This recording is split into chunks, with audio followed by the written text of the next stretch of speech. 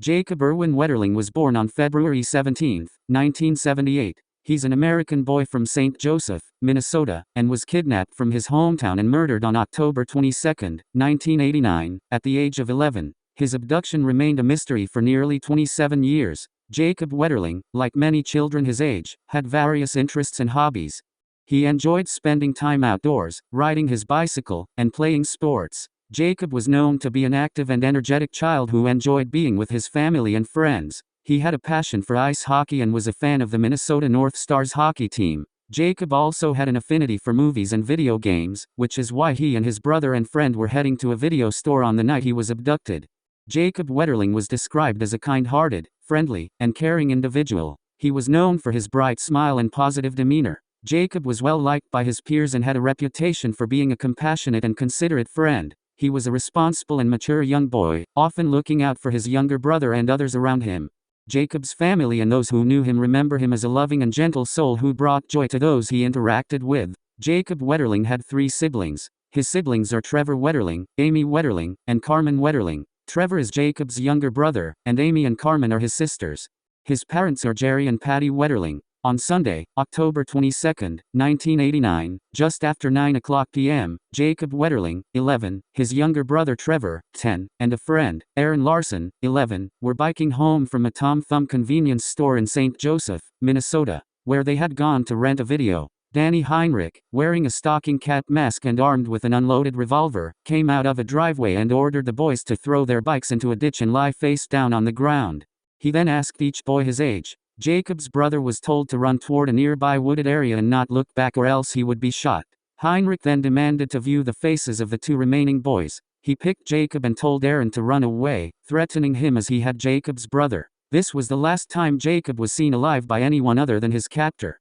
Jacob's parents were not home that night. They went to their friends and Jacob called his parents to ask if they could go get a video. At first his parents said no, but in the end they agreed and let the 3 boys rent a video. Their 14-year-old girl next door came to babysit Jacob's younger sister Carmen, as older sister Amy was with her friends that night.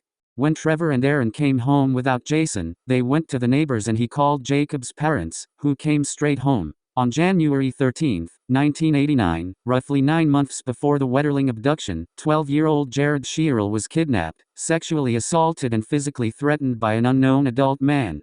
The victim's statement given on that night showed the modus operandi was similar to that of the Wetterling case. The perpetrator, who was later identified as Heinrich, used a gun and, upon releasing the boy, told him to run and not look back or else he would be shot. That incident occurred 10 miles from where he would later stop the Wetterling brothers and their friend.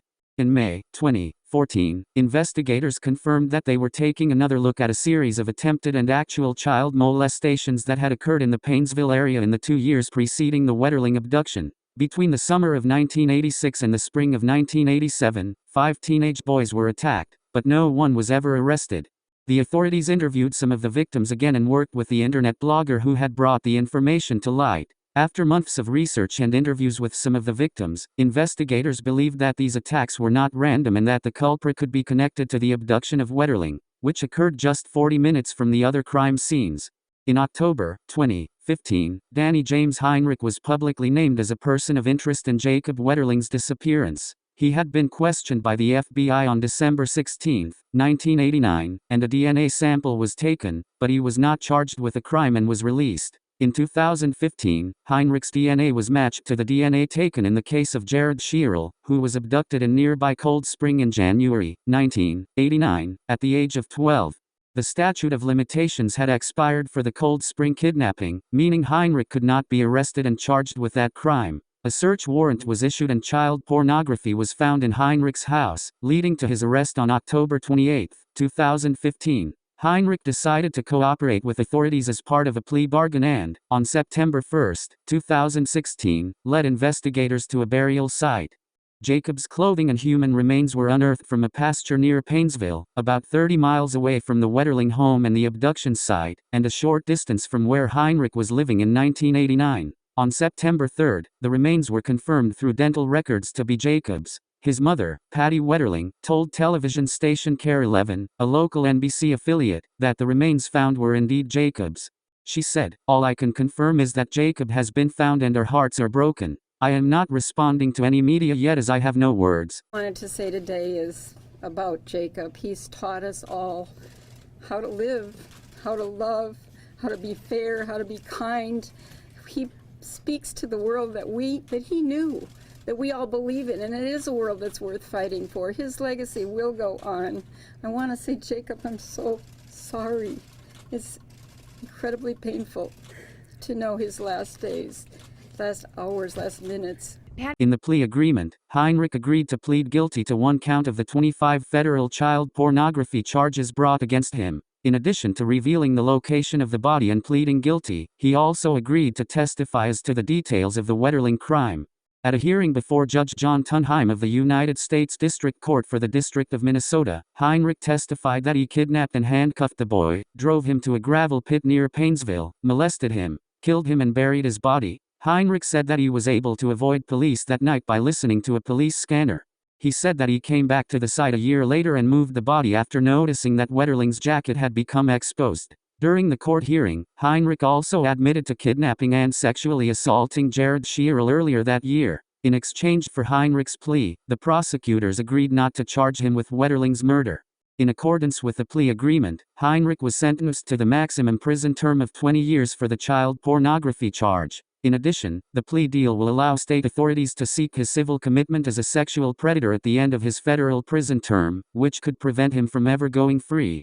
In sentencing Heinrich, Judge Tunheim said, "We won't pretend that this crime and sentence is about child pornography. It is also about changing the lives of so many children and parents, who prayed for Jacob's return, and also feared you coming out of the dark. Every child knows the story of Jacob Wetterling.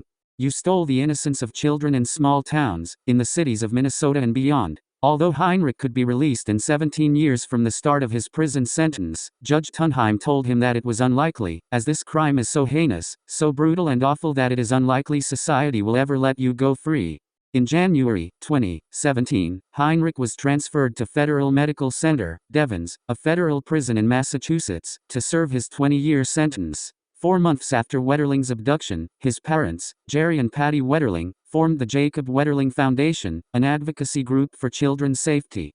In 1994, the federal Jacob Wetterling Act was passed and named for Jacob. It was the first law to institute a state sex offender registry. The law has been amended several times, most famously by Megan's Law in 1996 and the Adam Walsh Child Protection and Safety Act in 2006. In 2008, the foundation started by Jacob's parents became the Jacob Wetterling Resource Center. It carries on the work started by the Wetterling family to educate the public about who takes children, how they do it and what each of us can do to stop it. The Bridge of Hope, a crossing of the Mississippi River near St. Cloud, is named in Jacob's honor. This was the tragic story of Jacob Wetterling. Please don't forget to subscribe for more stories.